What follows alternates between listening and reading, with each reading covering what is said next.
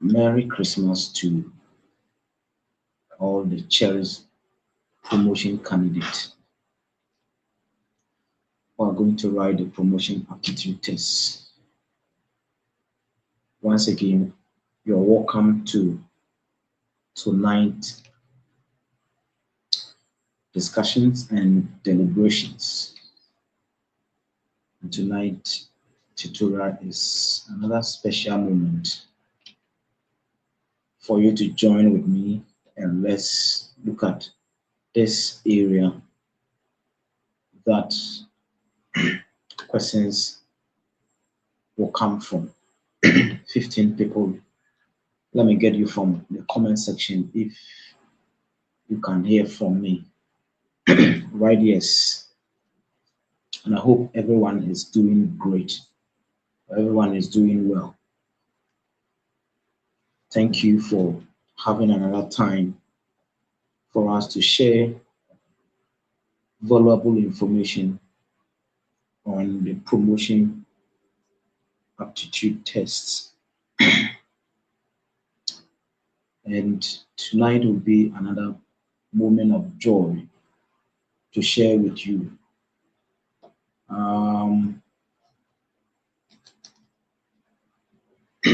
Those who are joining, let me get from you. Good evening. Oh yes. Who is this? Is this Sheila? Sheila, you're most welcome. That's your first time of coming, right? Regina Bedu. Bedu, you are most welcome.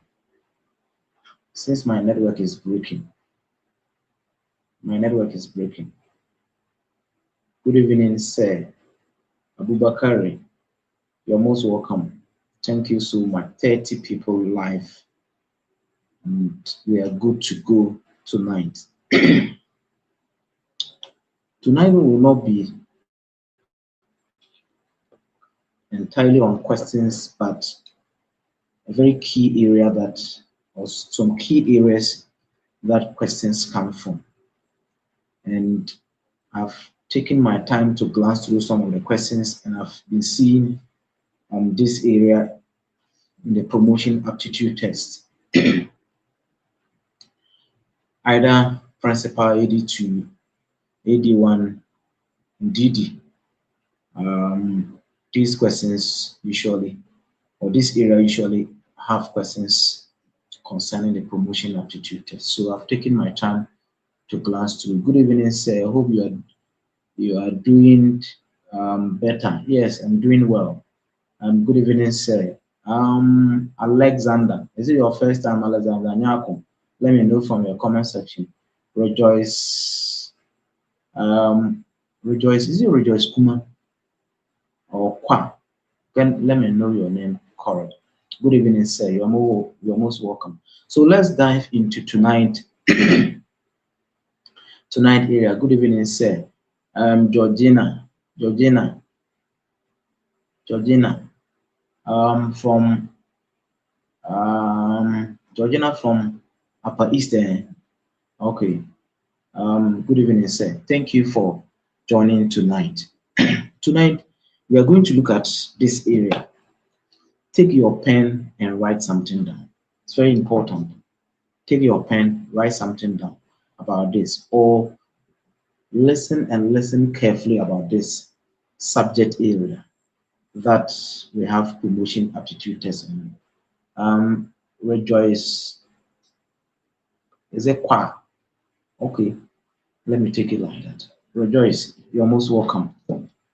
If this is your first time of joining us, don't forget to give this video a thumbs up. And all the 46 people live now, please like the video. And let me get your comment. I am here. Ajay Francis. Ajay Francis, you are most welcome. Let's dive into tonight. I don't know whether we'll keep long or we wouldn't keep long. That one I can't tell. But let's dive into tonight's tutorial. Today I'm better. Today the cough is a bit okay, but I don't know when it may crop in again. But it's better. Today we're looking at this topic. I don't know whether when you're reading questions, you see these questions. You see these questions. And they are very, very, very important. Very, very important that you look at. You look at it. And how questions are set on it. Very tricky. Very tricky questions.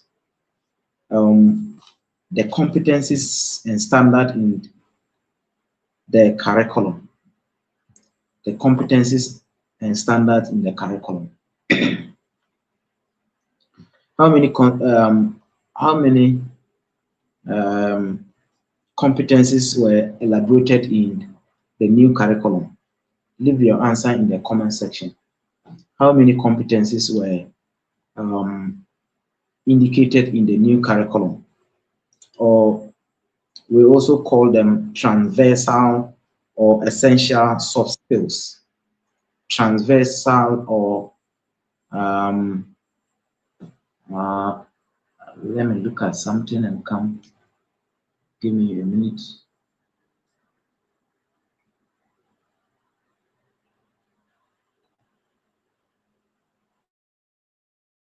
Okay.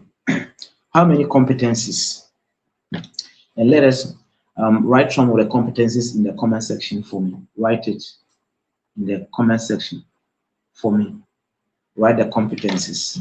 We have 6 competencies, and I don't know whether you have been going through the questions. You see this area dropping in the promotion aptitude test, especially AD2, AD1, and DD. You see these questions dropping in the aptitude test, and I've taken my time to look at them carefully so that when we meet them, we may not get them wrong in the promotion aptitude test. Subscribe, like, and share with your friends. Now, there are 6 competencies outlined in the new curriculum that was introduced in 2019, and the core competencies. They are also called transversal or essential soft skills. They are called transversal or essential soft skills. So put it in your mind. The 6 core competencies are called transversal or essential soft skills.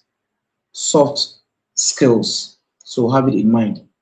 Critical thinking, digital literacy, and how do they set questions? They don't set questions based on how they are being mentioned.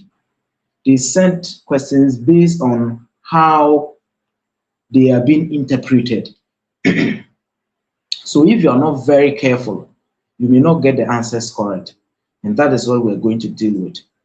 So the first one is critical thinking and problem solving.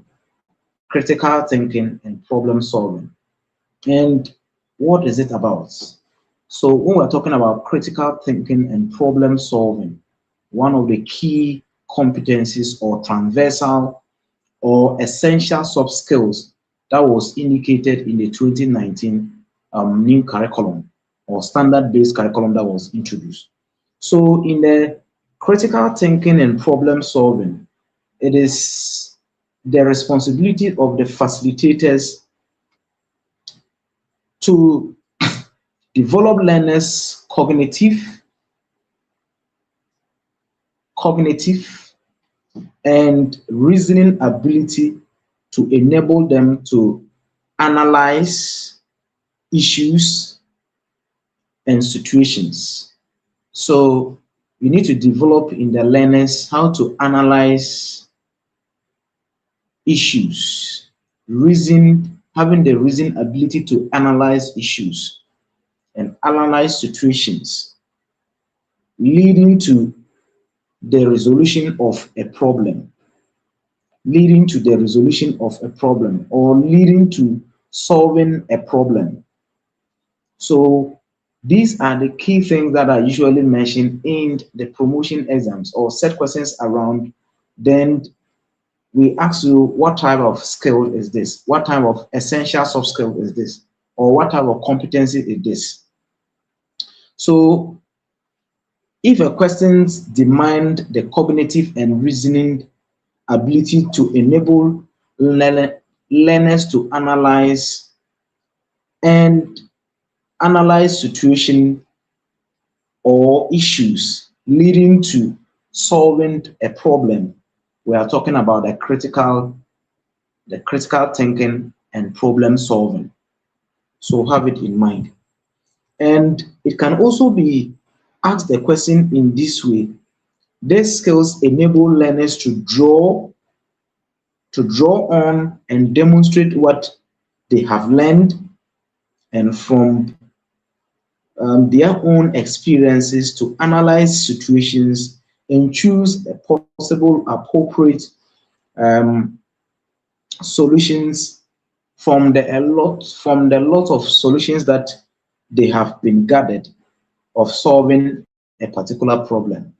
So if they are able to um, draw experiences and use these experiences to analyze situations and draw conclusions of solving a problem, then we are talking about critical thinking and problem solving.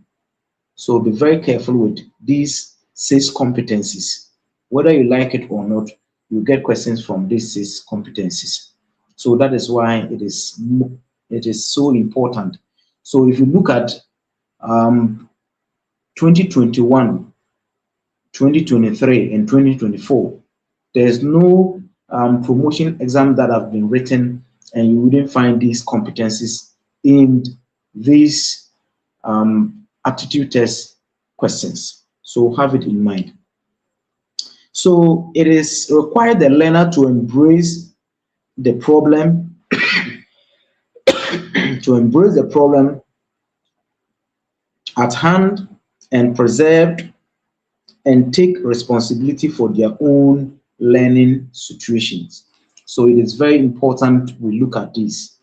And I don't know whether this year they may set questions on it is or it's likely that they may set questions concerning the scenario questions concerning these competency skills. So be very careful, very careful. Now, the second competency is creativity and innovation. And these two areas, two soft skills, essential soft skills, they normally come in the promotion aptitude test. So be very careful. So creativity and innovation. Facilitators need to develop learners' entrepreneurial skills through the ability to think of new ways of solving problems and developing technologies for addressing the problem at hand.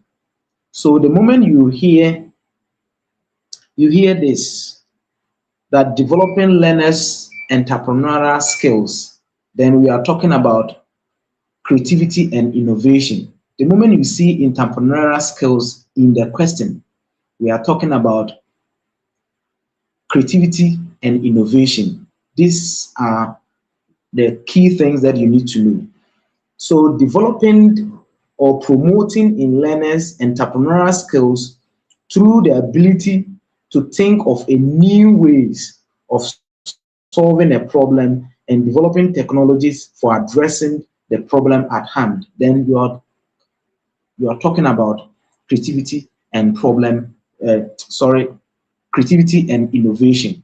Creativity and innovation. So the moment you hear entrepreneurial skills being developed in the learners, where they will think in new ways of solving the problems at hand, then we are talking about creativity and innovation. So it requires ingenuity of ideas. The learner needs to think new ideas, think of new things, new arts, new technology, and new enterprise. So when the child think ingenuity in a new way or ingenuity of ideas, new genuinity of arts, technology, and enterprise. We are talking about creativity and innovation.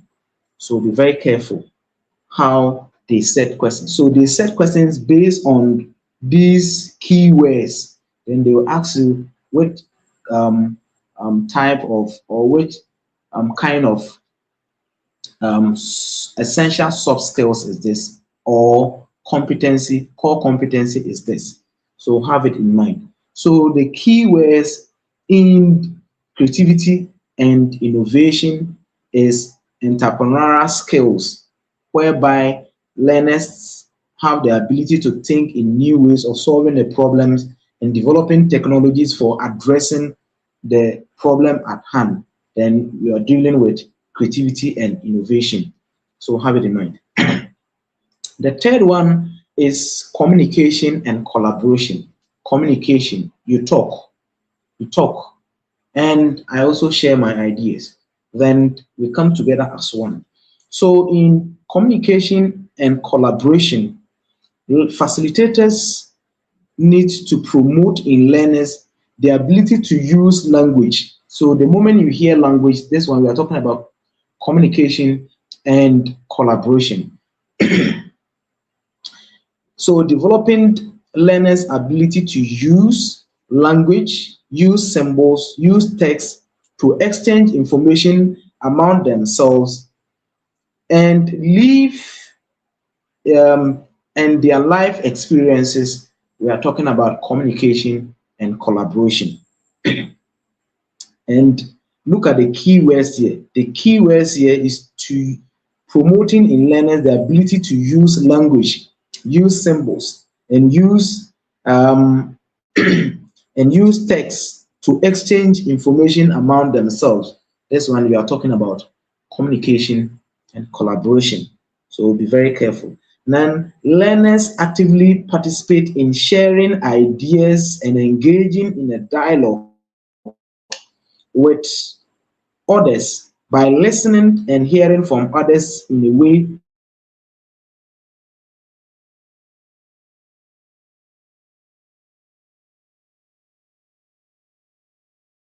the multiple perspective of others. Multiple views of others. We are talking about so in these words, the first one that is talking about communication, able to use language,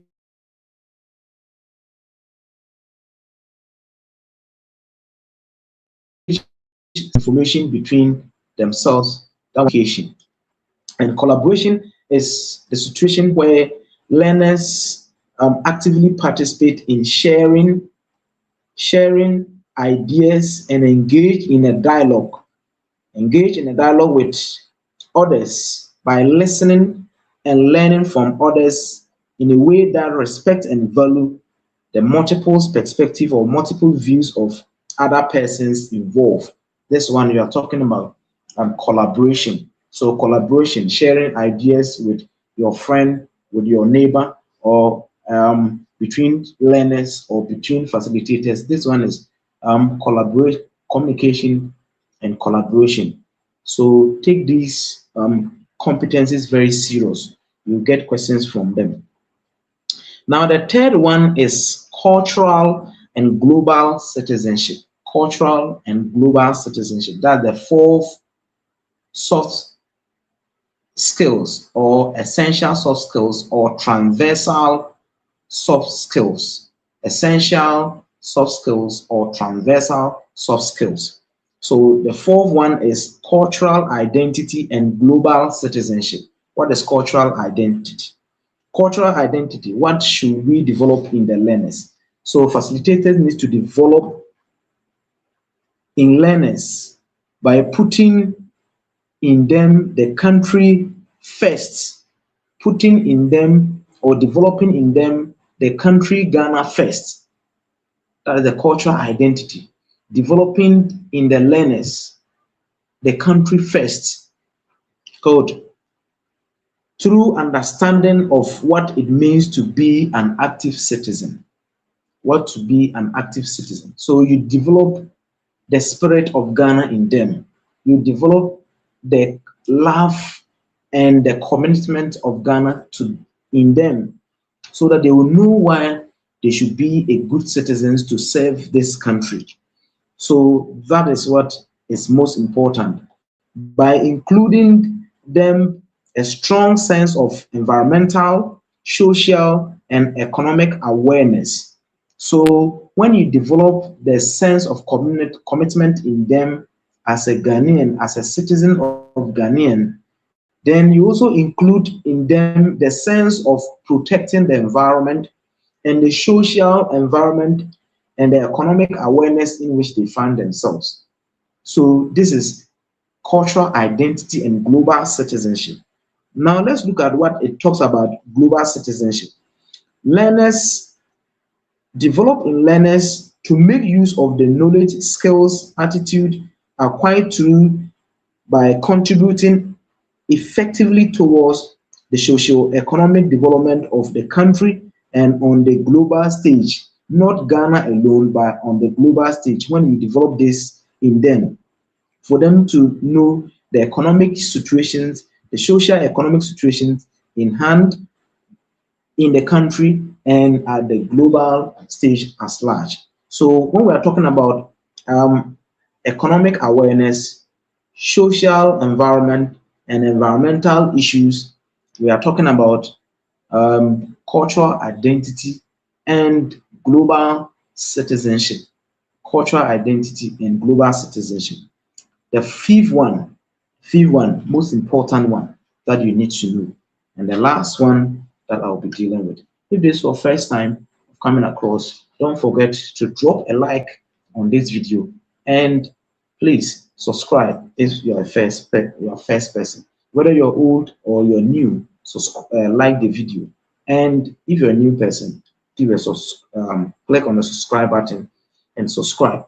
The fifth one is personal development and leadership. Personal development, personal development. Develop yourself.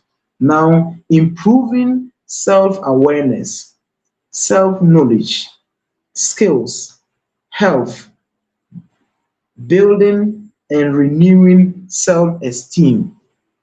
So you need to develop in them or improve in them self and awareness. They should be aware of themselves as human beings, as citizens of the nation. Then self-knowledge, they need to develop their knowledge. They need to develop their knowledge and skills, and they need to take care of their bodies, that the health, and building and renewing self-esteem. Um, eh, Thinking of growing high or improving in their lives to a very high status. That is personal development. Then identifying and developing their talent, the talent that they have. You need to, as a facilitator, let them be aware and improve on it and develop their talent and fulfilling their dreams and aspirations and developing other people or meeting other people's needs as a citizen of the country. Now, I want to help you develop your needs. What needs do you have? You want to pass promotion aptitude test, and that's why I've taken upon myself to guide you or to share with you some information to help you develop. Likewise, as a teacher or facilitator, that is what you need to also do to the learners in the classroom to also develop themselves. Their aspirations, their dreams are in your hands, and also thinking about others, they are also in your hands that you need to develop. Very, very important points that you need to know to help you pass the promotion aptitude test. So here, if you are talking about renew of self-esteem or building and renewing self-esteem, talking about your health, then self-knowledge, self-skills, self-awareness, then identifying and developing your talent, fulfilling your dreams and aspirations of you and others. This one we are talking about personal development and leadership. Personal development and leadership. What is it talking about leadership? Here it involves that recognizing the importance of values such as honesty, And empathy. As a leader, you need to be honest. You need to have empathy for others. So as a leader, these are some of the things that you need to have. To be honest is a very key thing. To be honest is money. To be honest is money. To be honest is money. If you tell the truth, somebody can give you billions of CDs to keep, and you can use that money to invest in other areas to develop your life. So honesty is money.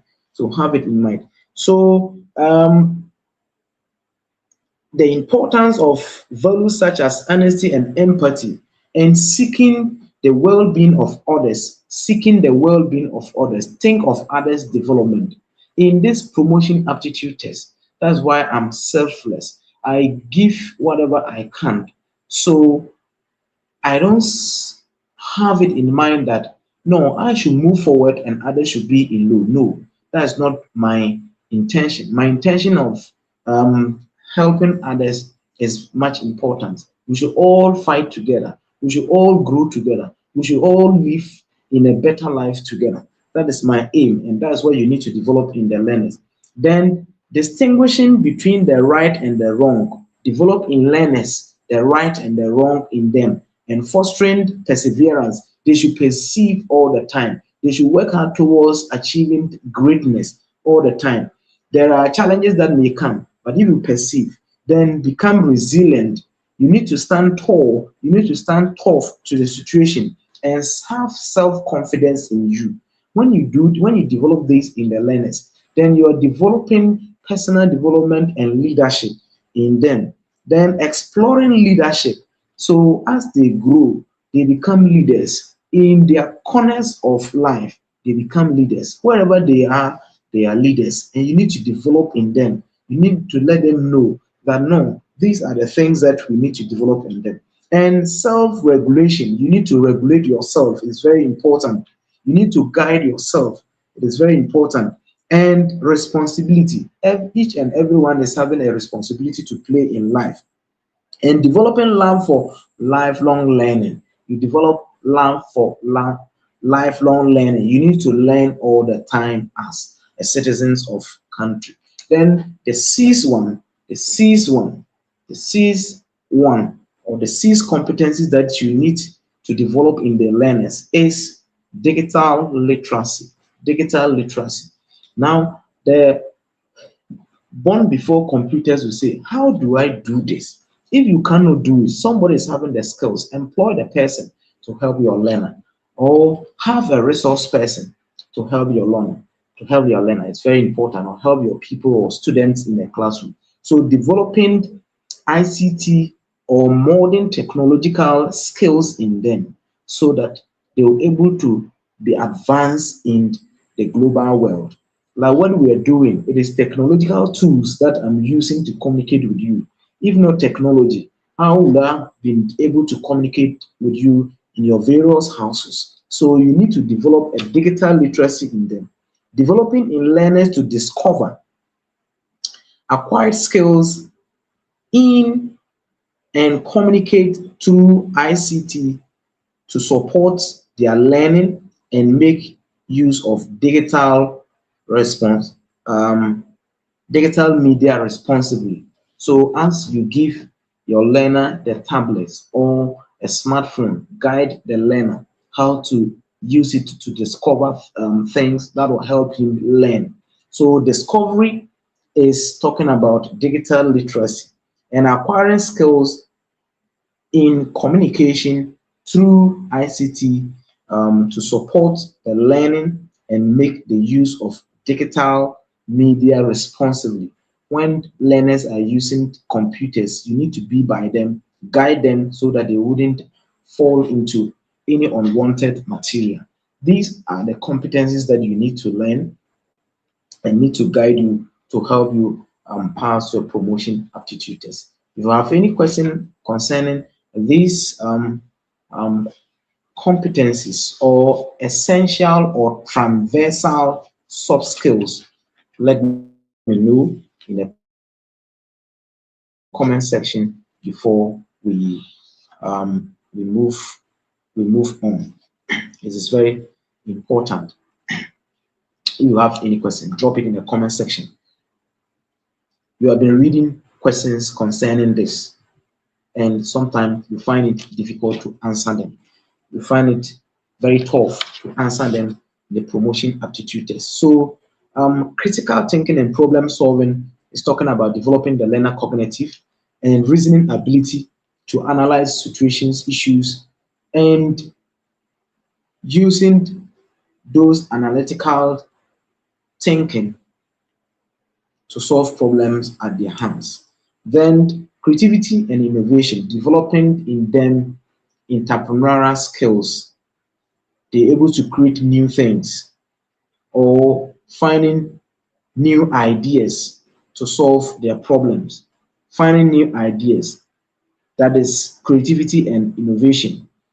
Developing in them entrepreneurial skills, business oriented skills in them, so that they're able to use those new ways to solve problems and developing technologies in addressing the problem at hand.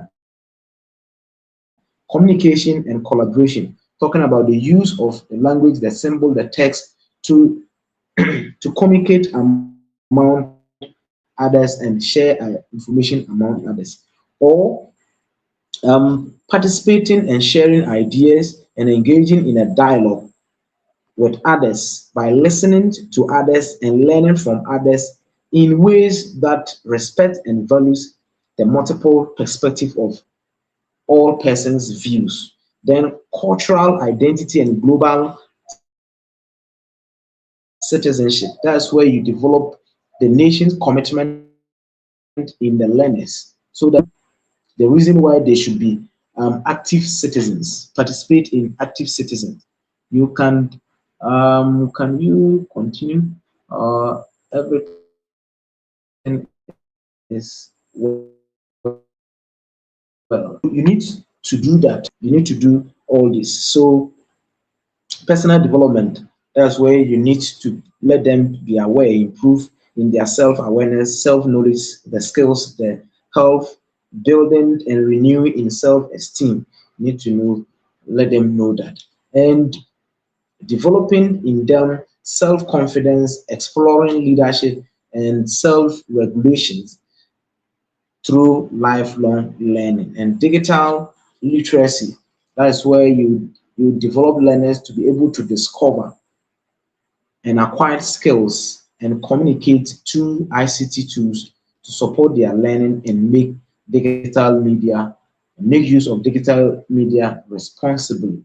That is what is about the competencies of the core skills that you need to know. Now, let's look at another topic area, and this one is on contemporary issues.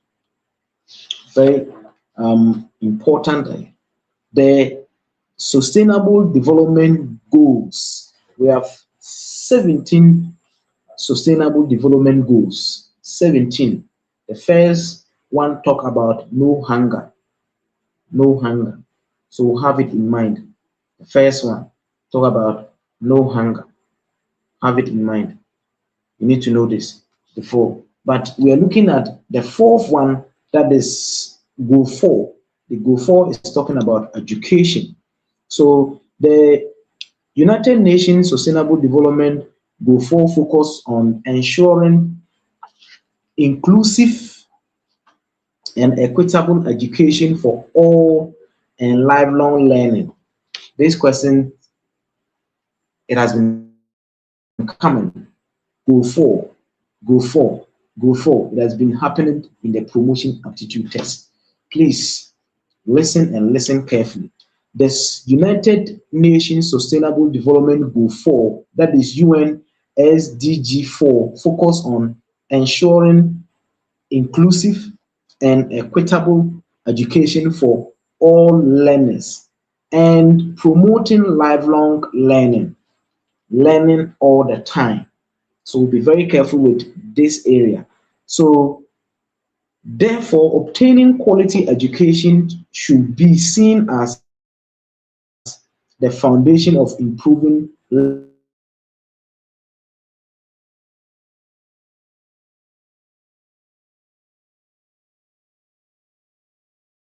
learners' life countries. UN Development Goals. It is talking about inclusive, everybody is part of the education, and quality education for all learners. Quality education for all learners, and promoting a lifelong learning. They should be learning all the time, or learning should be endless. Learning shouldn't be end, should be ending at the KG level or the primary level or the JSS level or the senior high school level. They should continue to learn all the time. So in this UN Sustainable Development Goal 4 outline some key targets that need to be achieved in education in every country. And one of them is that we ensure that all boys and girls have access to quality early childhood development. Boys and girls, be very careful with these targets. The Sustainable Development Goal 4 ensures that all boys and girls must complete all boys and girls must have access to quality early childhood development. What is the early childhood development? The early childhood development is talking about our preschools, our pre-primary, that is the crèche and the KG. So they need to have access to quality early childhood. So if we have learners who are very good at the KG, then they will be good throughout in their educational life. So we need to have all boys and girls have access to quality early childhood development. Any child that comes out from the KG. So sometimes when um, those who are teaching at the KGs or the crèche, we always think that they they are facilitators who are not good, and those teaching at the basic school, we always downgrade them. But that is the foundation of every better nation educational system. So if the KG or the crèche is good, having quality development of the KG learners, then all of them throughout will be a perfect student. The primary or the lower primary wouldn't suffer, the upper primary wouldn't suffer. Likewise, the junior high schools, the senior high schools, and the tertiaries won't suffer. So we must take it a point to develop the KG teachers and put the best materials at the KG so that they will develop their learners or the learners for all the levels. So that is the target, one target of the Sustainable Development Goal 4, ensuring that all boys and girls have access to quality early childhood development. Then two, the goal is to also ensure that all boys and girls complete free, equitable primary and secondary education. And Ghana is taking the lead. Ghana is taking the lead. The basic school is free, and now the senior high school is also free. So by 2030, we should be getting a substantial number of students completing basic school free and senior high school free. That is one of the target of the Sustainable Development Goal 4. Sustainable Development Goal 4, have it in mind. Ensure that all boys and girls complete free and equitable primary and secondary school. This is the point that usually come in the promotion exams. This point 2. The Sustainable Development Goal 4 ensures that boys and girls complete free and equitable primary and secondary school. This question, note it, or this point, note it down. I said this point, I'm emphasizing on it. Please note it down. Maybe I'm saying it. Then the third target is ensure that all learners acquired knowledge and skills needed to promote sustainable development. These are the target.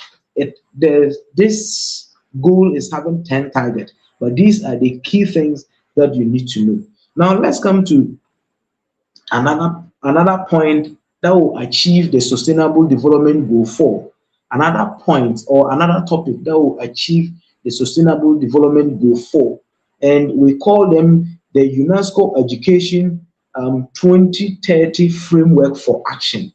2030 framework for action.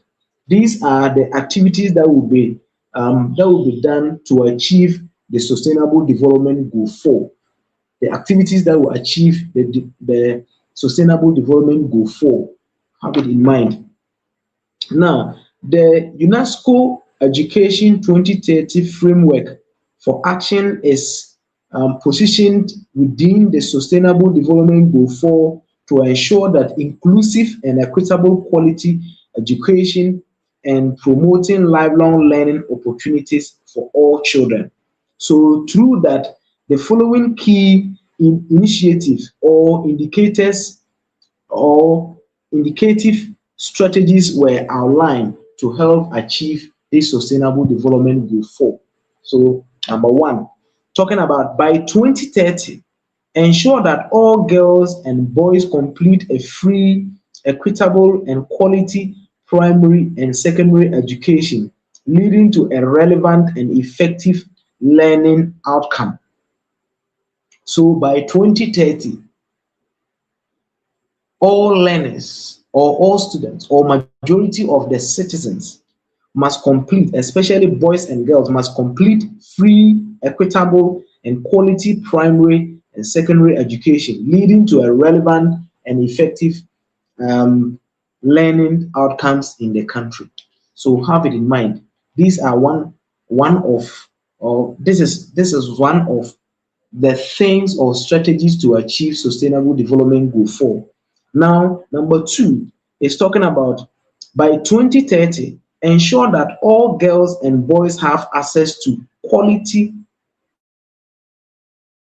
early childhood development and care and pre-primary education so that they are ready for the primary education. So by 2030, we should develop our KGs well enough so that they are able to serve the primary very well.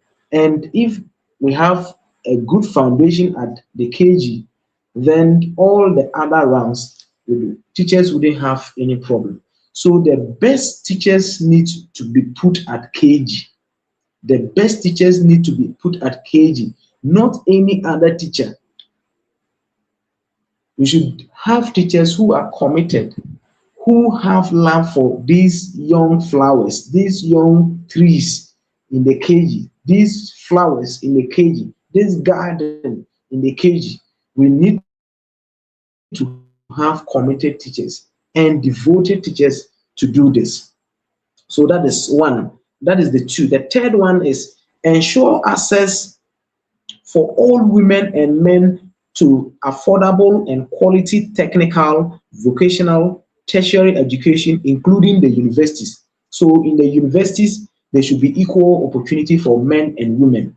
No discrimination, no unfairness, no partiality. There should be impartial access to all men and women in the technical universities or the affordable and quality technical, vocational, and tertiary education, including the universities. Please note them down.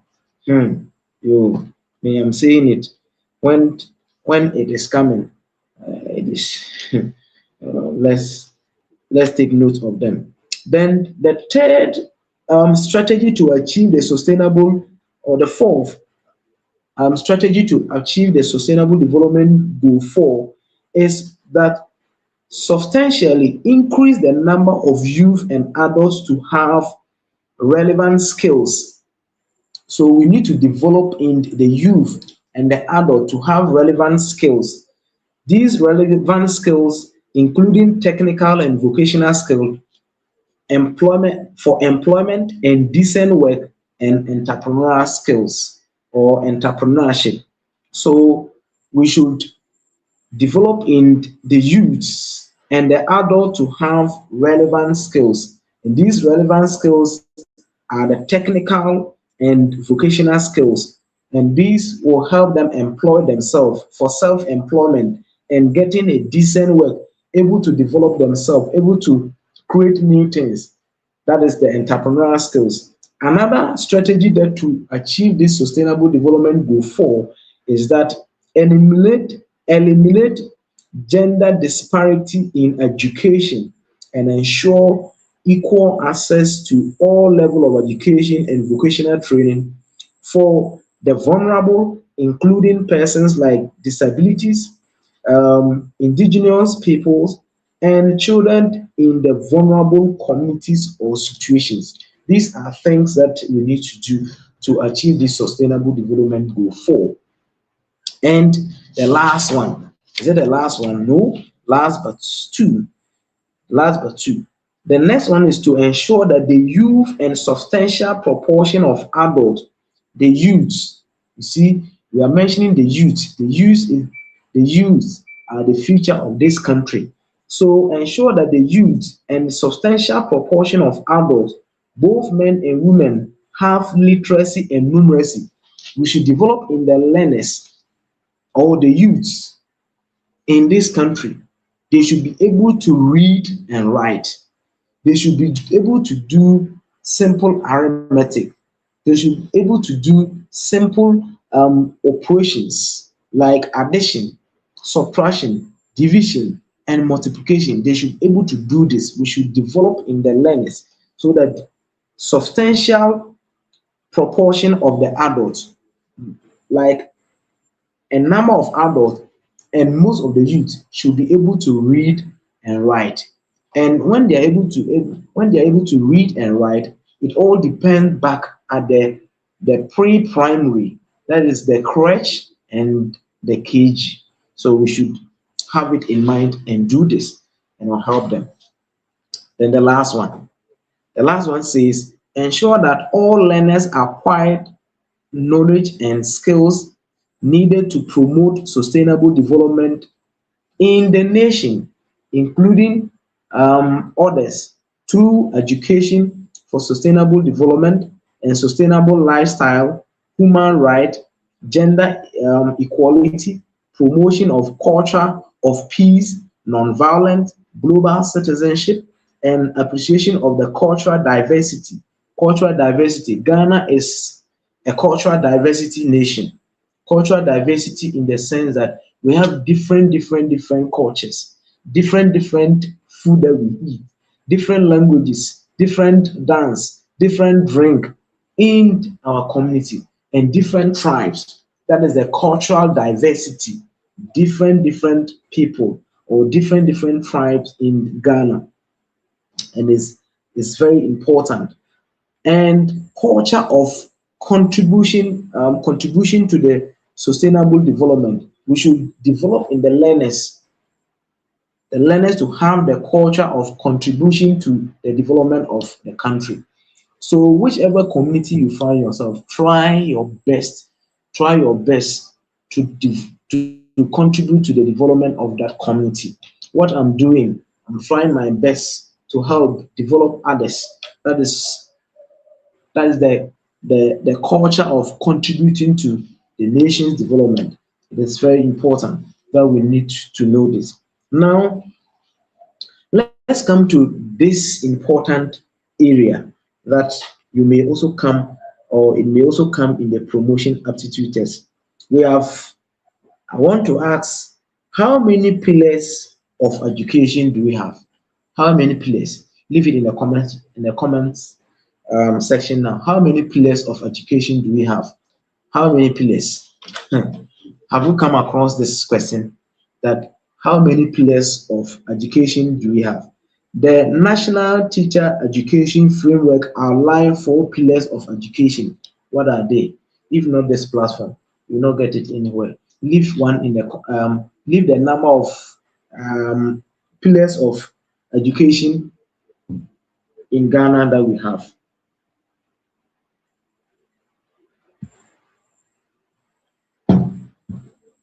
No one is coming.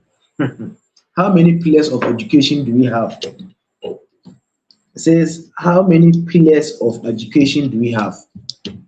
Ha. How many people are coming with the answer? How many pillars? Someone is saying 4. Who is that? Prosper Gamo 4, eh? Yes. Somebody is saying somebody is saying something. How many? Some people are saying 4. So mention one pillar of education that you have come across. One pillar of education. Someone is saying 3. Matters has matter has come. Hey, Regina Bredu. How many pillars? Help us, oh, Vivian. Is it Vivian? Vivian, say help us. How many pillars of education do we have? Someone is saying 4. Who said 4? Let me get a person. So Doris said this is it Alexander? Alexander is saying 4. Uh, uh, and others. 4. Okay, I'm saying mention one pillar of education that we have. Now you are saying 4. Someone is saying 5 pillars. 4 pillars. Okay, please, if this is your first time, don't forget to like this video. Please, everybody like this video. Just check it at beneath of the video. Press on the thumb. Press on the thumb. Someone is saying 4. And Daniel Lido, you're saying 4. Okay, I want you to mention one pillar of education. Someone is saying peoples. Oh my God. My God. Someone is saying people. Yes. Mention one pillar of education that we have. One pillar. Uh, Okay. Someone is saying learning to know. Learning to know. Learning to know. Okay. Okay. Now let's dive into the 4 pillars of education. Take it from this platform. You will not get it anywhere. Someone is saying HR. Someone is saying program. Program. What program? The 4 pillars of education. 4 pillars. So you will not get it in any book unless you come here. Learning to live. Hey, wow. Someone is saying 4. Muftau. Someone is saying KG. Wow. Now let me drop them. Keep your calm. Keep your calm and let me drop the 4 pillars of education. Keep your calm. Keep your calm. I'm coming to drop. Take your pen and write. Number one pillar of education is subject and the curriculum knowledge. Subject and curriculum knowledge. You need to have a subject knowledge and you need to have curriculum knowledge. So one of the pillars of education is subject and curriculum knowledge. That is one. Learn it from here. Today, one of the pillars is subject and curriculum knowledge. Subject and curriculum knowledge. You need to have the knowledge of the subject and the knowledge of the curriculum. That is one. Number 2, pedagogical knowledge. Pedagogical knowledge. People are still writing infrastructure. In fact, you are talking about component. What you are writing, you are talking about component of education. This one, we are talking about pillars of education. Pillars of education. 1 is subject and curriculum knowledge. 2 is pedagogical knowledge. 3 is literacy studies. Literacy studies. Literacy studies.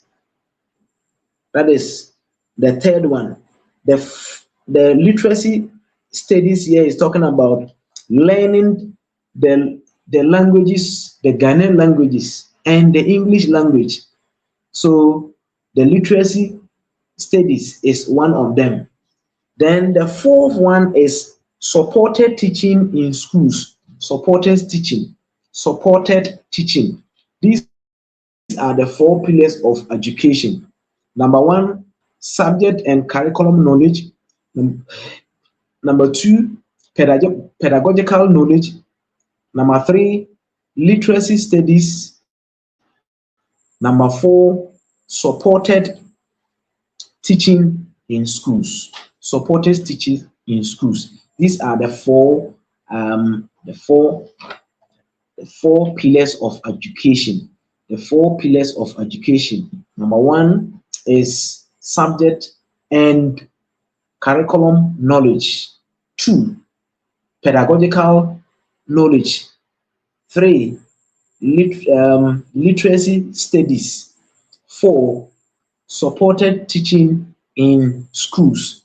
These are the four pillars of education. Four pillars. You not get it anywhere unless you join me. You see why it is very important to come. You will never see it anywhere. And when the questions drop, then you begin to struggle. I don't want you to struggle. I want you to pass the promotion aptitude test. I want you to pass the promotion aptitude test. That is why it is. Someone is saying, God bless you, sir. God bless you too. I'm so grateful for your for the love that you have been showing for me. I'm so grateful. Please, if this is your first time of coming here, please, the Momo line is there. Drop, drop your coins. Drop a coins. A little drop makes a mighty ocean. Drop something, then we use it to buy data. And from now up to the 27th, that I will be ending, or should I end on 29th, 28th, or 29th? Which day should I end? Leave it in the comment section for me. Which day should I end the promotion tutorials? Or I should continue until the day that we are going to write? Leave it in the comment section. The day that we should stop, leave it in the comment section. Thank you. Someone is saying, thank you, sir. What of it? This is the only place you come and learn. This is the only place. Now, let me give you this. Someone is saying 28th. Hey, you don't want me to celebrate Christmas. The 26th, 25th, 26th. Me, I'm going to celebrate Christmas. So, you are going to write exams. It's your own cup of tea. Let me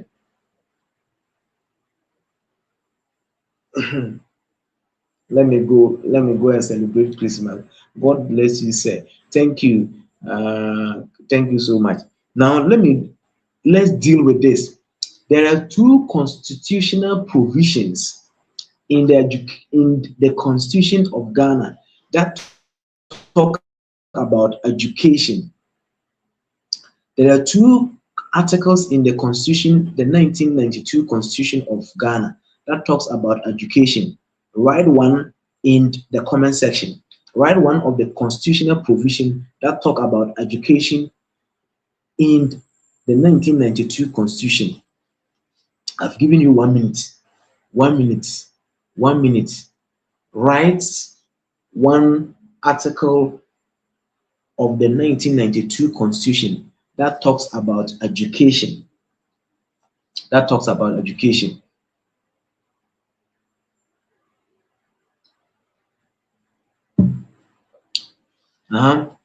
Write one article in the 1992 Constitution that talks about education. This year, this question may drop again. It seems 2021 or 2020 that this thing drop in the promotion aptitude test. So the 1992 Constitution of Ghana defines basic education as a minimal formal education which every Ghanaian child is entitled to as a right. Carefully. First time hearing this. First time hearing what? First time hearing this. Okay, that is great. All access to good. I said write one article in the Constitution that talks about education in Ghana. In the 1992 Constitution, there are two key articles that talks about education, that talk about education in Ghana. One that we are going to look at the two. Someone saying Act 506.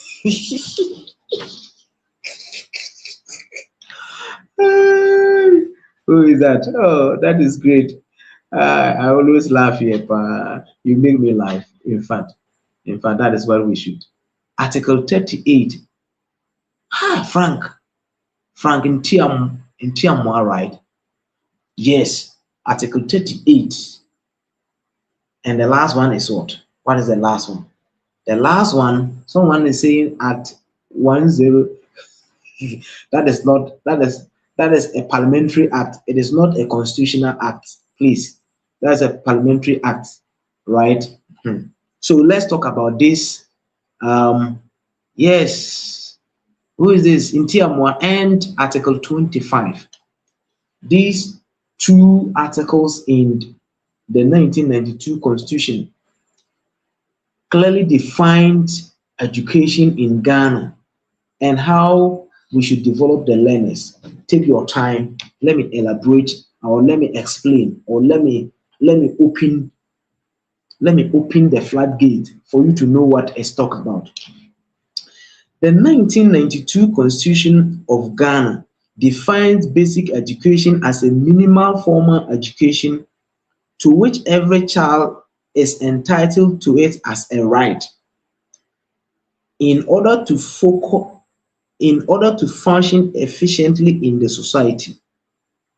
So basic education connotes the provision of opportunities that will provide graduates with the 21st century attribute of well-rounded and engaged citizen.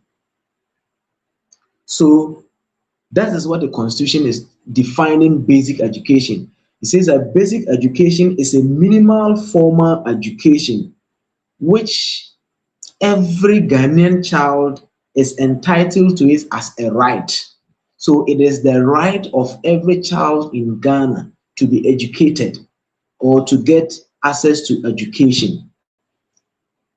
Have it in mind. So basic education. Now, the Article 25 elaborate this. The Article 25 bring out this, or gives out this, or defines this basic education. The Article 25 defines the basic education. The Article 25 defines the basic education as a minimal formal education which every Ghanaian child is entitled to as a right. And these are the things that makes him functional, effective in the society. And for the 21st century skills to be developed, it is in the Constitution. It says that the basic education connotes the provision of opportunities that will provide graduates with the 21st century attribute, 21st century skills, like the critical thinking and problem solving, creativity and innovation, good communication and collaboration. The Constitution specifies these things. That is the 21st century attribute of a well-rounded and engaged citizen. This constitutes the foundation of the structure of the pre-tertiary education in Ghana. The pre-tertiary education in Ghana talks about the KG, the lower primary, the upper primary, the junior high school, and the senior high school. These are the pre-tertiary education levels in Ghana. The KG, the lower primary, the upper primary, the junior high, and the senior high. These are called the pre-tertiary education in Ghana. So what does the Constitution says? Article 25, Article 25 clause 1. Article 25, when you finish, you go and check the Article 25 clause 1. It says that Article 25 clause 5 says that the Basic education is free to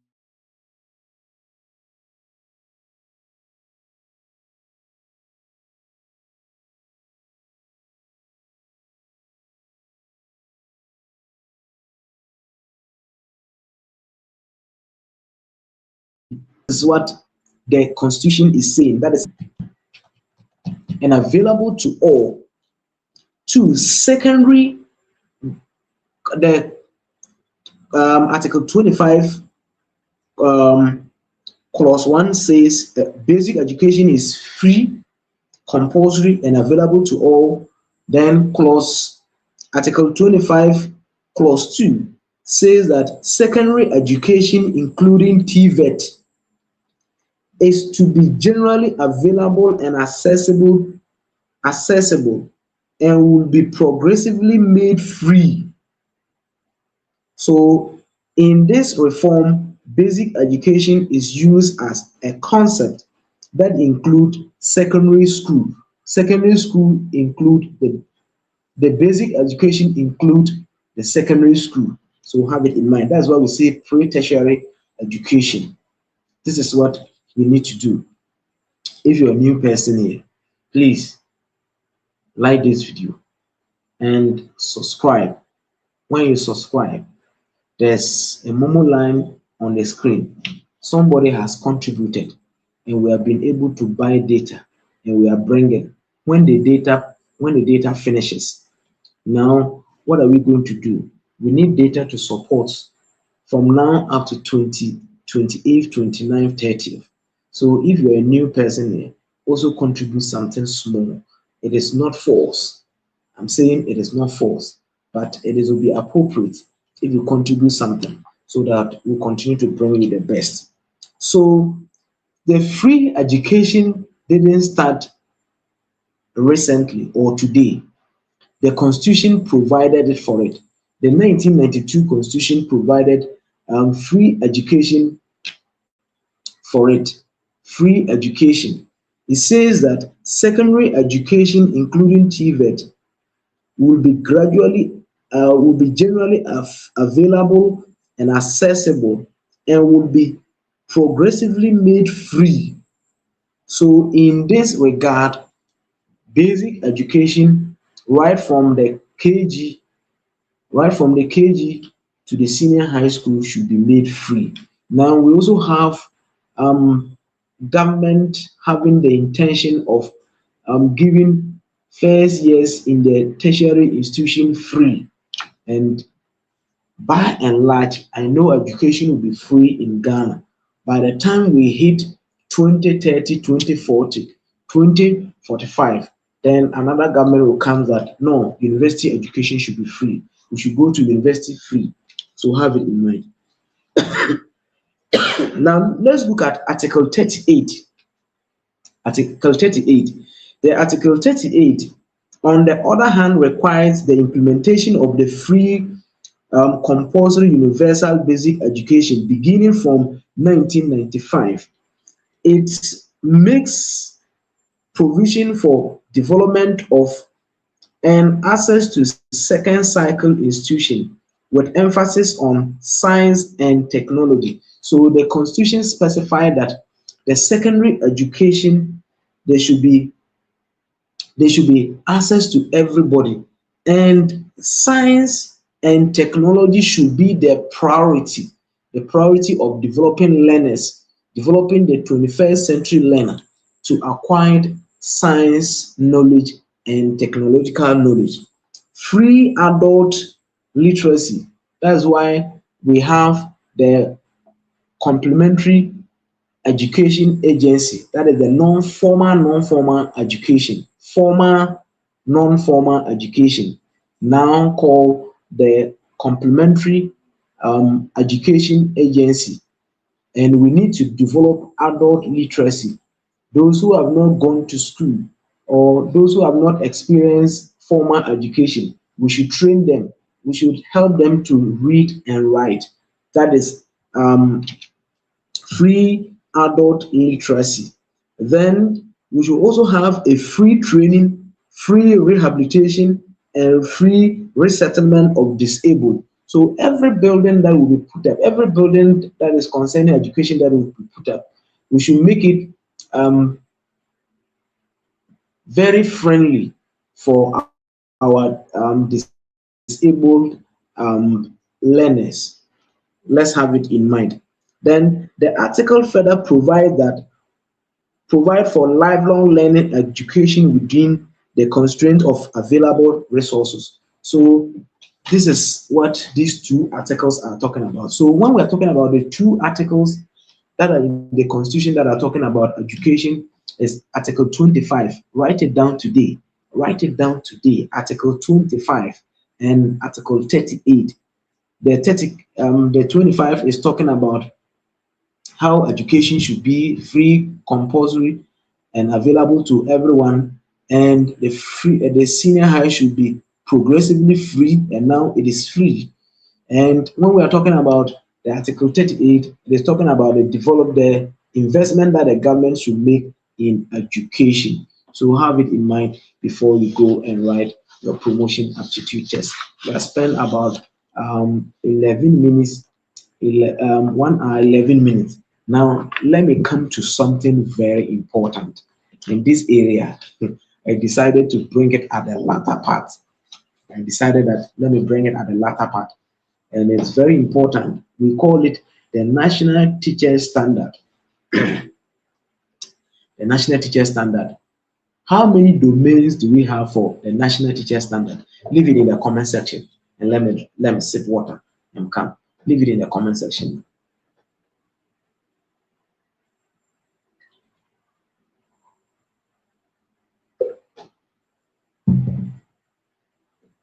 How many domains do we have in the National Teacher Standard? How many domains?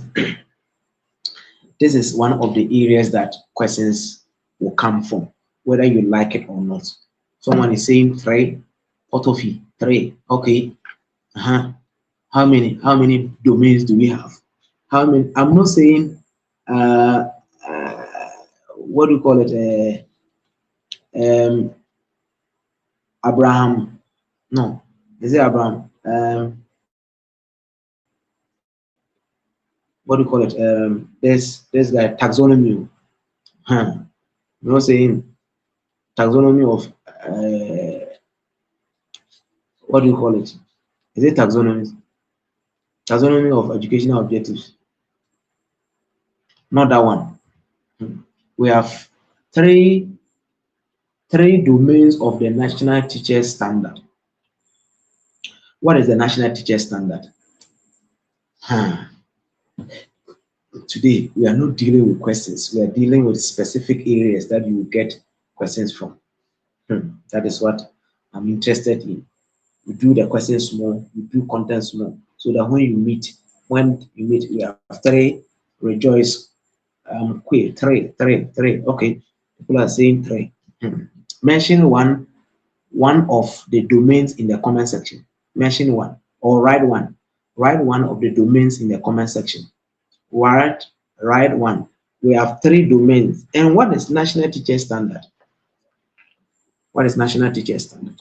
So when we are talking about National Teacher Standard, it is a concise statement of what teachers, both pre-teachers and in-service, are expected to know, expected to understand, and be able to do as a teacher to ensure continually improving learning as well as they teach. Someone is saying professional values and okay. So we have someone is saying we have three standards. We have three standards. We have three. So when we are talking about we have three, have it in mind. We have three.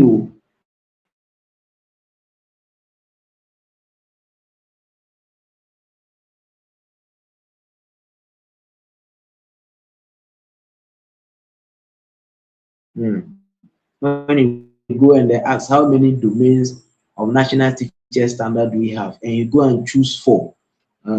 So we have 3 domains of the national teacher standard. I said the national teacher standard is the national teacher standard of Ghana are a concise statement of what teachers, both the pre-service teachers, the pre-service teachers are those still in colleges and universities. Those are the pre-service teachers.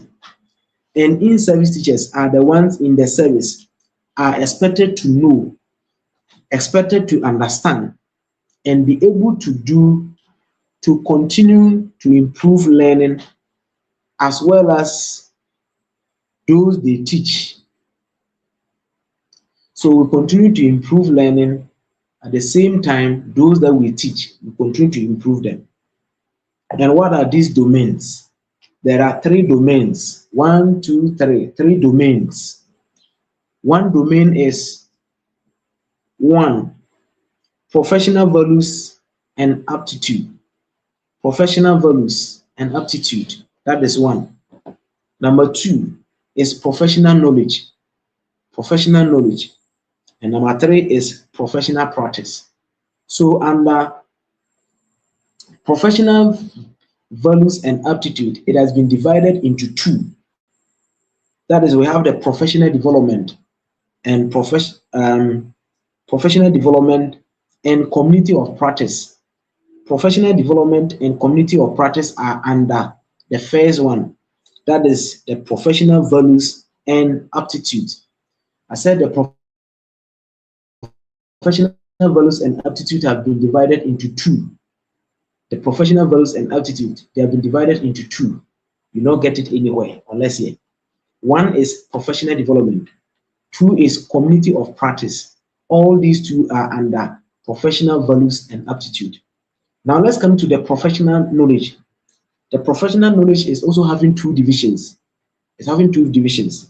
That is the knowledge of the educational framework and the curriculum. That is one under the professional knowledge. You need to have the knowledge of the educational framework and the educational curriculum. That is the second domain. The second domain is having 2 subdivisions. One is knowledge of the framework, knowledge of educational frameworks and the curriculum. And the second one is knowledge of the learners. You need to know the learners. You need to have knowledge on the learners. Then the third one, the third domain is having 3 subdivisions. 3 subdivisions. That is the professional practice. That is the third one. Professional practice is having managing the learning environment. That is 1 division. 2, teaching and learning. And 3, assessment. So when you take professional values and aptitude, I said it has 2 divisions. That is the professional development, then community of practice. When you come to the second domain, that is professional knowledge, we have divisions. You need to have knowledge of educational framework and curriculum. That is 1. And 2, knowledge of learners under the second domain, professional knowledge. Now let's look at the third domain. The third domain is professional practice. And the professional practice, we have 1 division, that is managing the learning environment. 2, teaching and learning. 3, assessment. Now let's go into details of these, where they ask the questions. Where they ask the questions, that's where you need to know. So I said professional values and aptitude is having 2 divisions. That is professional knowledge, professional development, and community of practice. The professional values and aptitude has 2 divisions. 1 is professional development, and 2 is community of practice. Good. Now, what is professional development under the professional values and development. Here it means that as a teacher, you need to critically and collectively reflect to improve your teaching and learning. All the time, you need to think critically and collectively reflect how your teaching and learning is going. That is under professional values and aptitude. That the subdivision is professional development. Then, and still under professional development, as a teacher, improve personal and professional development through lifelong learning and continuous professional development. So you need to develop yourself as a teacher. As a teacher, you need to develop yourself and continue to learn. Continue to learn. Don't end learning. Continue to learn all the time. Continue to learn. That's why we are saying improve personal and professional development. You have to improve upon yourself, and professionally, you need to develop yourself too. Through lifelong learning, you should learn all the time. Still, on professional development, that is the division one. Demonstrate effective growing leadership qualities in classroom and wider school. So you need to also develop leadership skills as a teacher. You need to develop leadership skills or leadership qualities. You need to develop it and develop it in the classroom. In the classroom, you need to be a leader and a wider school community or in the community. You have to develop leadership skills. That is under the first division under the professional values and development is professional development. The professional development, that's what we are talking about.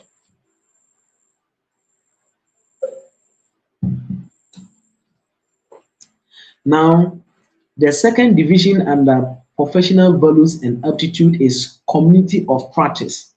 Community of practice. Community of practice. The school in which you are teaching is a community on its own. The school in which you are teaching is a community. We have people living there, or we have people in that school, and you need to collaborate with them. You need to work with them. You need to have very good relationship with them. So in every community, there are legal and ethical code of conduct in his or her development as a professional. So in the teaching environment, we have legalities, or we have laws governing the teaching, and we have code of conduct, how things that we should do and things that we cannot do, the do's and the don'ts. So we have the ethical code of conduct as a teacher, things that you need to do and things that you cannot do. So have it in mind. So in every community in which you live, there are rules and regulations in it. So under the community of practice, there are rules, there are legal and ethical teacher code of conduct in his or her development as a professional teacher. Sorry. Then still under the community of practice, teachers or a teacher needs to engage positively with colleagues, learners, parents, school management committees, parent-teacher association, wider publics as part of a community of practice. So in every community, there are people there that you need to work with them. You need to have good relationship with them.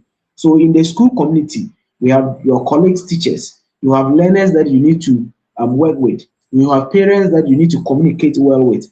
You have the SMC that you need to work with. You also have the PTA that you need to work with. You have opinion leaders in the community that you need to work with. These are the people in the community of practice that you are dealing with.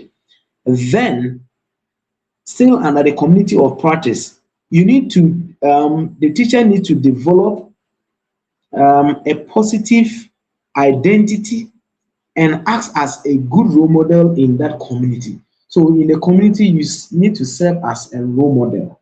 You need to serve as a positive person that they need to approach you. So have it in mind as a community or practice. These are the things that you need to know. So you need to develop a positive identity. Don't be a drunkard. Don't be a weed smoker. Let the community see you as a symbol of hope. Let the community see you as a symbol of hope and somebody they can look up to and change their life. That is what the positive teacher identity and a good role model for the students and the entire community. Still under the community or practice, you need to see yourself as a potential change agent of change in the school, the community, and the country. So as a teacher, you need to see yourself as a potential agent of change. A potential agent of change. You need to change the way they think. You need to change the way the community does its things. You need to change the learners, put up a positive identity.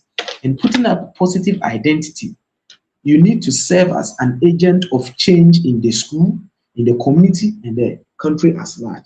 That's why we always say teachers. Teachers are role models. Teachers are game changers. Teachers are community changers. They are school changers. They are the nation builders. So serve as an agent of change in your community. Now let's come to the second domain. The second domain is professional knowledge. Yeah, that's why the questions will drop. People are leaving. You leave. When you leave, when you go and see them in the promotion aptitude test, you come and tell me, hey, say, I saw them, but I couldn't remember. Huh? That's where we're going. Professional knowledge. As a teacher, you need to be. So the professional knowledge here, we have two divisions. That is knowledge of the educational framework and curriculum. As a teacher, you need to demonstrate familiarity with the educational system and the key policies of education. You need to know, you need to be familiarized with the curriculum and the educational framework and the policies of the education. That is one of the things about the knowledge of educational framework and curriculum under the professional knowledge. Then you need to have a comprehensive knowledge on the official school curriculum, including the learning outcomes. Have the knowledge of the school curriculum. Have the knowledge of the school curriculum. So that is under the professional knowledge division one. That is knowledge of educational framework and curriculum. Then you need to secure, or you need to have a content knowledge, pedagogical knowledge, then pedagogical content knowledge for the school and the grade in which you teach. So you need to have knowledge on the subject in which you teach. Then have knowledge on the pedagogies, the methods in which you teach, and the pedagogical content knowledge for the school and the grade in which you teach. Those are the knowledge of educational frameworks and curriculum.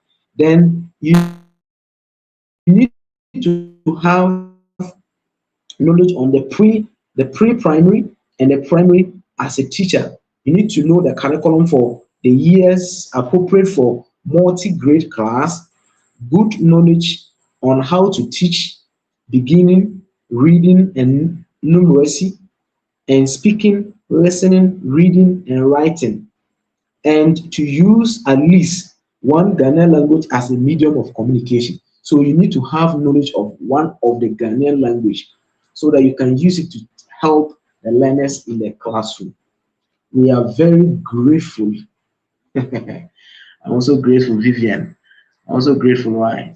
I'm super grateful. Vivian, is it your first time? If your first time, let me know. Vivian, if your first time, if your first time of coming across, yeah, I will treat no.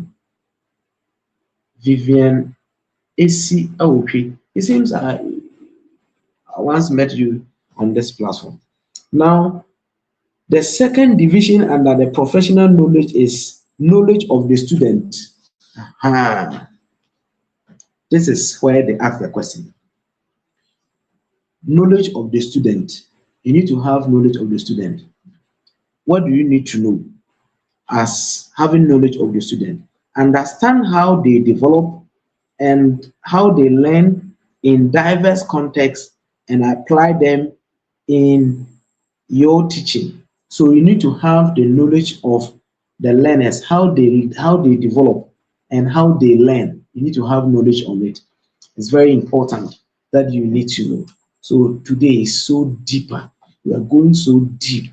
Then still under knowledge of the student, you need to take account of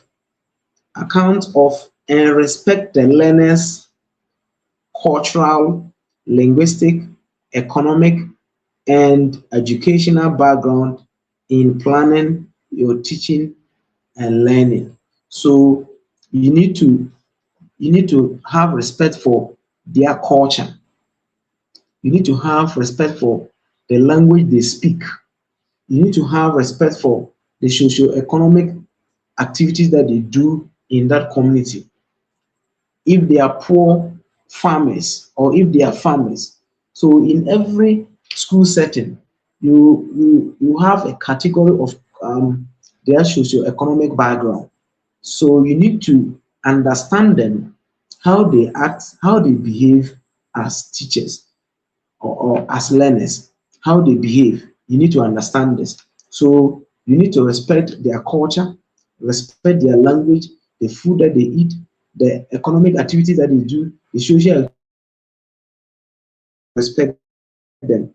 Then their educational background, you need to respect all this in and inculcate in your lesson delivery or your lesson planning. Now let's look at the third domain. Then I'll bring today lesson to an end. The third domain that you need to understand is professional practice. What do you practice in the school? Or what do you practice in leadership? What do you practice? So we have professional practice. That's the last domain, the third domain, professional practice. Good evening, sir. Francisca. Francisca, this is your first time. Oh, you are late. Then you have to go back. You have to go back. Professional practice. What do you practice as a teacher? Write one thing that you practice as a teacher in the school. Write one thing. If you are tired, I'm also tired. Let me rest more.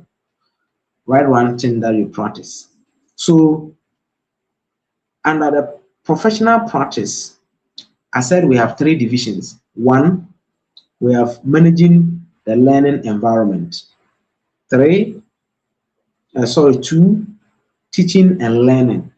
And third one is learning assessment. These are the three practices that you do in your school.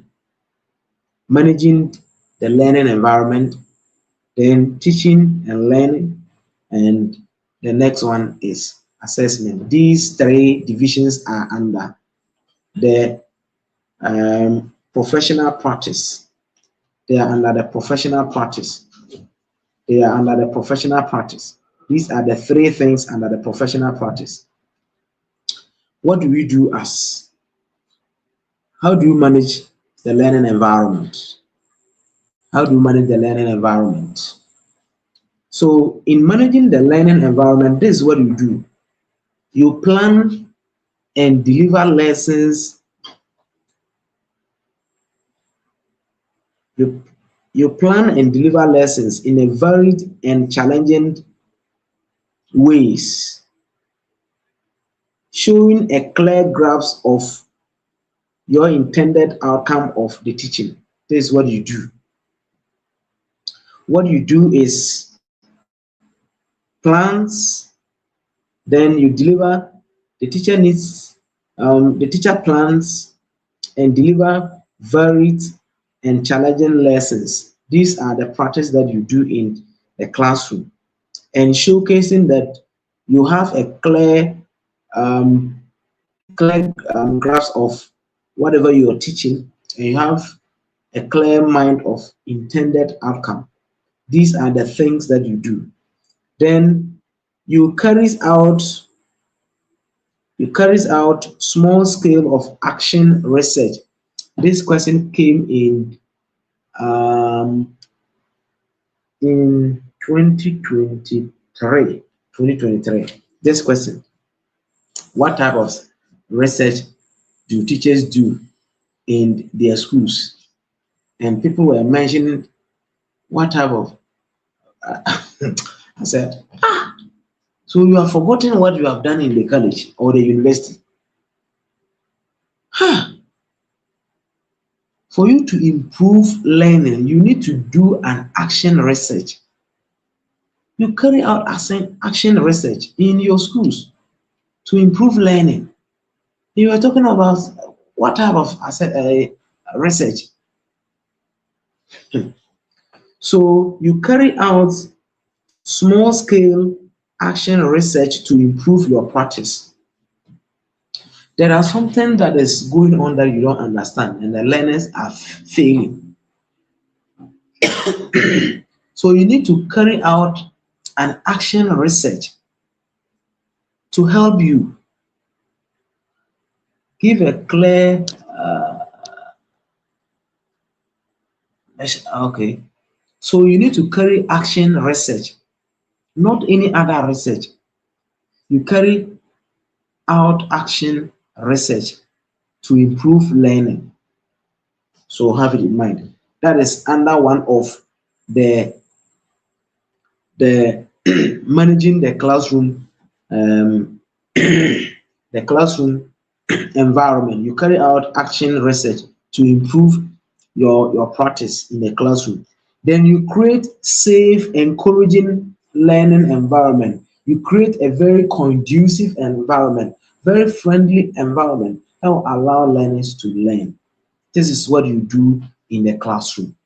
This is what you do in the classroom by managing the learning environment.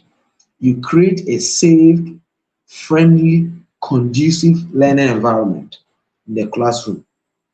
So have it in mind when you meet it.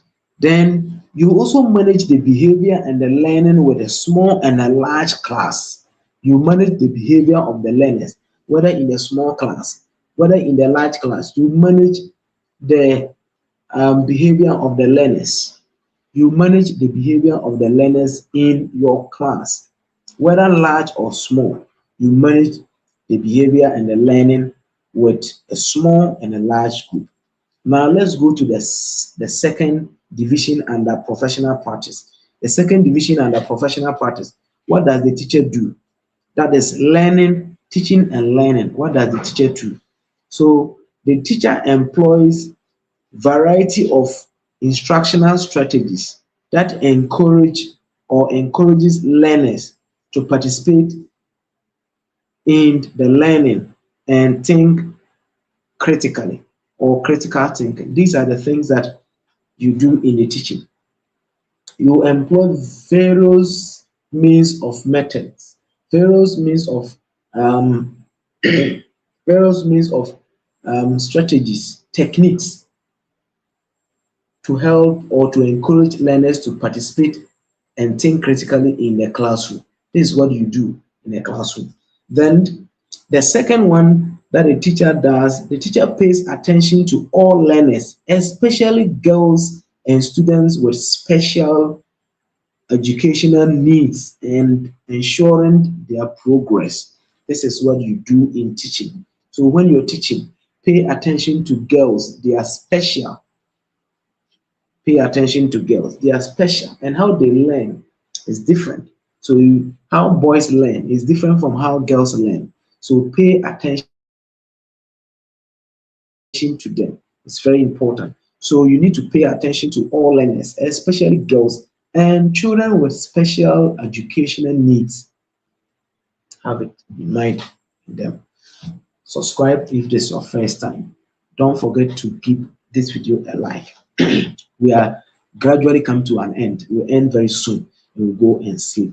Then teacher employs instructional strategies appropriate for mixed ability, multilingual, and multi-grade class. So this is what is under teaching and learning. So what you do is use strategies that is appropriate for a mixed class. A mixed class here, it could be boys and girls, it could be low achievers, it could be high achievers. So mixed class. Then multilingual, using strategies to teach learners with different languages, so that they will able to understand. If someone doesn't understand your Tree language or your Gan language or your Dagare or your Dagomba, is it Dagomba? Huh? Your Krobo language or your whatever language, employ some techniques or strategies that will help that learner to learn, to get your understanding. Then age class, they are of different ages. Learners in your class are of different ages. So develop strategies that will help them, all age group get involved. That is what you do in the teaching. Then the teacher also set meaningful tasks that encourages learners collaboration and lead to um, purposeful learning. So have it in mind. The next one, we need to go fast. Explain concepts clearly using examples similar to the student. This place, the learners in Accra is different from the learners in Tamale. The learners in Upper West is different from the learners in Kumasi. The learners in Kumasi is different from the learners in Cape Coast. So when you're teaching, all the example that you'll be citing should be within their locality. Don't go and cite some examples far away and they will not see it and experience it. So explain concept clearly using example familiar to the learners. Then produce and use variety of teaching and learning materials or resources, including ICT, to enhance their learning. So this is what you need to do. So the next one and the last one, the next and the last one, then we bring this tonight's session to an end. The last one, the last division under the professional practice is learning assessment. You do assessment in a classroom as a teacher. You practice it. This is a practice, a professional practice. So you integrate variety of assessment modes into teaching and learning, whether you use formative or summative, whether you use types of assessment, formal and informal assessment. Formal, you talk about intelligence tests, you talk about aptitude tests, and you talk about standardized tests. These are type of assessment modes that you employ in teaching. Then informal, you talk about ecological, you talk about interview, you talk about observation, you talk about checklist, you talk about scaling. These are examples of assessment modes that you employ in a classroom to help your learner. Then listen to the learners and give constructive feedback. When you teach the learners, you give them feedback, whether they are improving or they are not improving. You give them feedback. That is a practice as a teacher. Then you identify and remediate learners with difficulties or misconception, referring learners who need light outside competency of the teacher. So if you see that there are things that need to be provided to the learners outside the classroom, make a referral. That is the guidance and counseling. It's very important. So as a teacher, you need to identify learners with learning difficulties. Then you do remedial classes for them, or you those who are having misconception about mathematics and science, you reorient their mind, you rechange their mind to have better understanding of the lessons that you need to know. Then you need to as a teacher, the teacher keeps meaningful records of every learner and communicate um, progress clearly to their parents and the learners. So you need to keep records of the learners too. Then these records are communicated. Their progress in the classroom, you communicate to the parents. Then you communicate with your superior.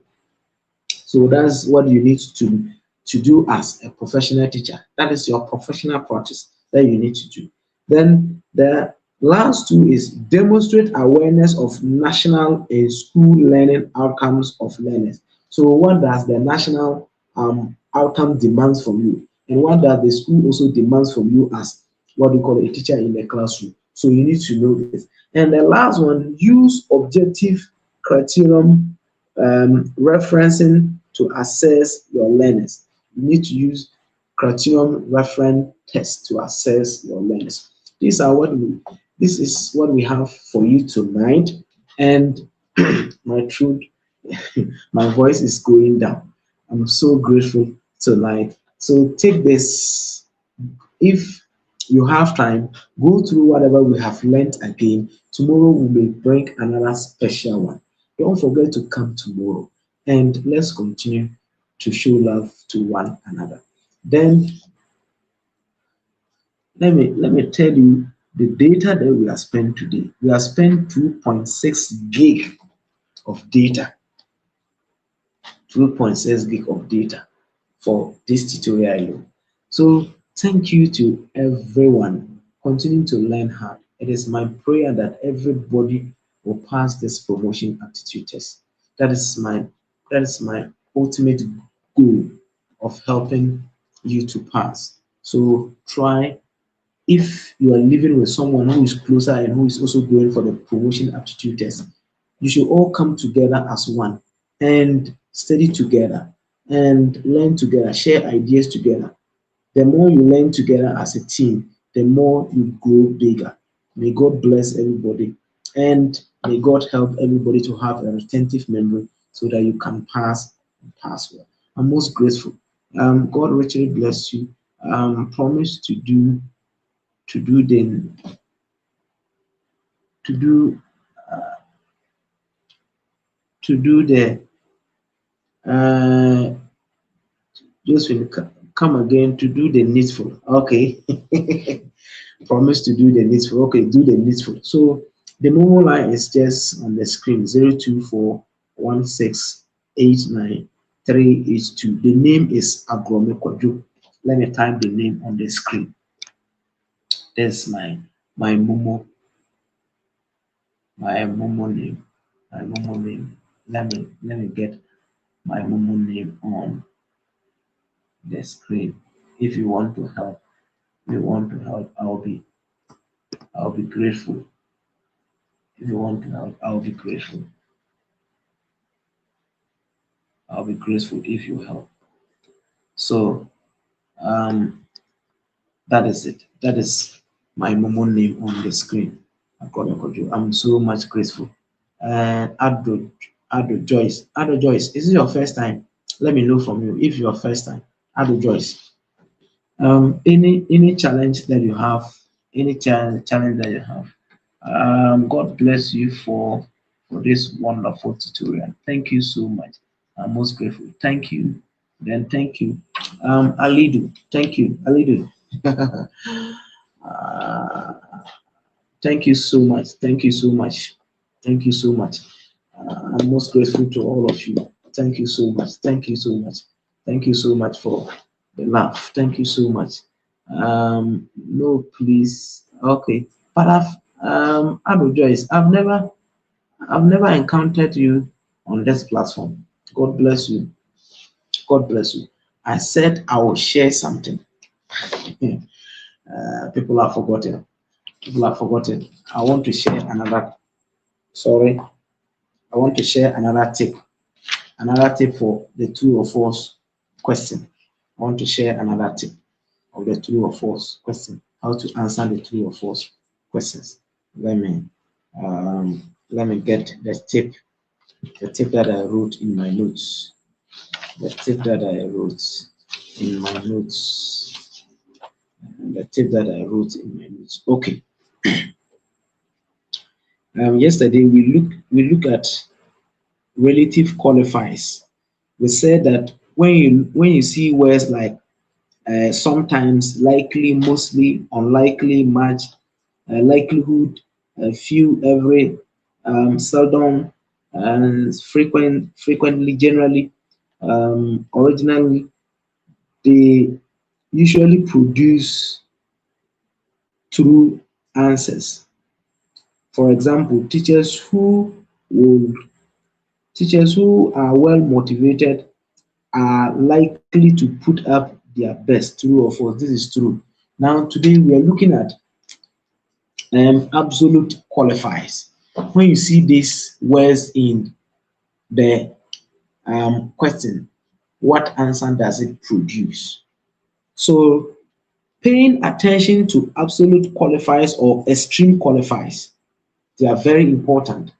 Paying attention to absolute qualifier or extreme qualifiers. Paying attention. So absolute qualifiers are words that imply that there are no exception to the facts stated in the question. There are no exception. There are no exception in the facts. Please, can you take us through the current Bloom taxonomy? I'll do that. I'll do that. I'll do that.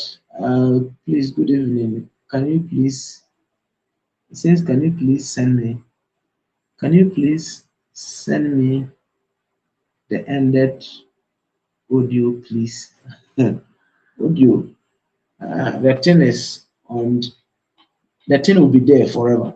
If I don't delete it, it is there. So go back and so absolute qualifiers are words that imply that there are no exception to the facts stated in the question. So extreme qualifiers makes it more likely that the question is false, but not always. Extreme qualifiers, or these words that I'm going to mention, they always produce false answer, but not all the time. That's why we call them extreme modifiers or qualifiers. Extreme modifiers or qualifiers, they always produce false answer or false answer. So extreme modifiers makes it more likely that the question is false. These words tend to make the statement false, but not always. Examples are all, nobody, everybody, no one, worse, entirely, never, completely, best, none, absolute. These are words that always produce, but not all the time. Most of the time, produce false answers. They produce false answers. They produce false answers.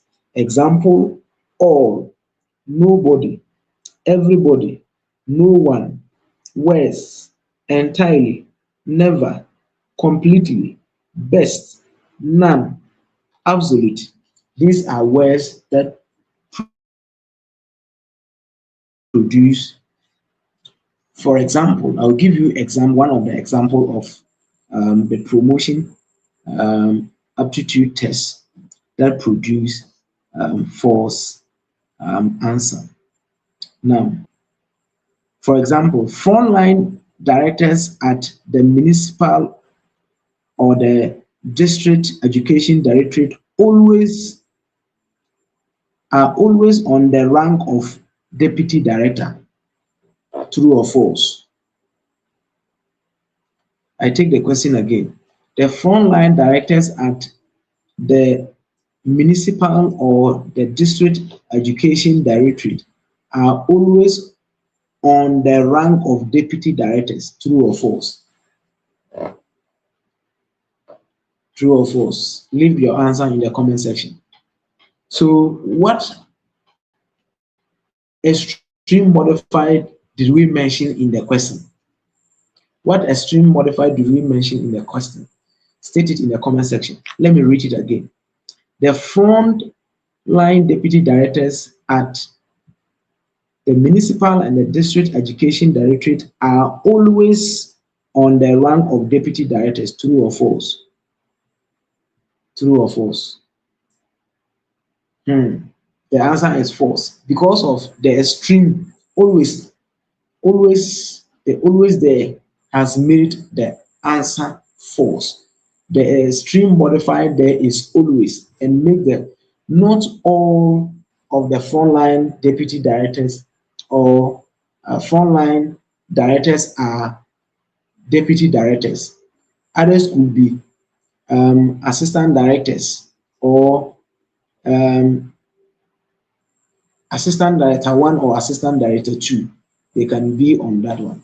So these words always, all, nobody, everybody, no one, words, entirely, never, completely, best, none, and absolute, they produce most of the time false answers. So let's drop here and let's come back tomorrow. Or should I give you another question? Should I give you another question to ponder on? It is not always, because in some directories, especially the rural directories, you have those deputy directors as AD1s and AD2s. If you go to the rural communities or the rural district or less endowed district, you have AD1s and AD2s handling these frontline directors in the office or in the directorate. So yes, please. Okay, we'll end it here and we shall come back tomorrow. God bless everybody for coming. Tonight we have spent close to 2 hours, 3 minutes to 2 hours, and I've done what I can do. So you're most welcome. Fadela, I say Fadela, you're most welcome. This is your first time of coming. So drop your comments in the comment section. Any challenge that you have, drop it in the comment section, or you can, if you have any challenge, my number is there. You can send that challenge or we chat one-on-one, and let's end here. Don't forget to also support. Thank you so much, sir. Grateful. Also grateful to you all. God bless you. We shall come back tomorrow if God will, and if God permit us.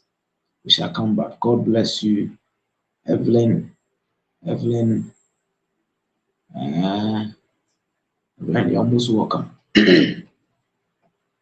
You're most welcome. God bless everybody. Please try and support. The support is much important. And come back. Good night. Shalom.